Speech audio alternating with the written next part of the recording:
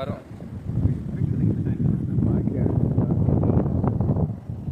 பக்கத்தில் போங்க சார் நேரம்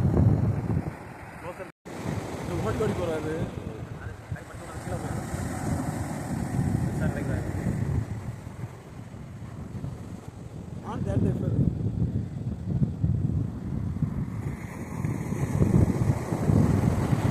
உரம் பிரியாணி நல்லா இருக்கு, நல்லா இருக்குமா பார்க்கலாம்.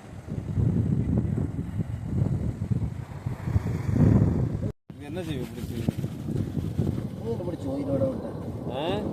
உயிரோட கடலில் உள்ள மீன் பிடிச்சி மீனுக்கா கடலில் பள்ளத்தையா